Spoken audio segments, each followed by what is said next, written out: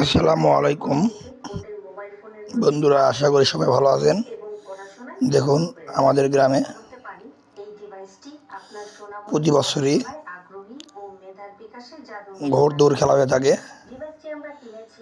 সেই ঘোড় দৌড় খেলারই অংশ। আসলে ব্যস্ততার কারণে এবং প্রচুর লোকের কারণে সম্পূর্ণ ভিডিওটি করতে পারি নাই এবং পরিপূর্ণ একটা ভিডিও আপলোড করতে পারি নাই। আশা করি সবাই ভালো থাকবেন।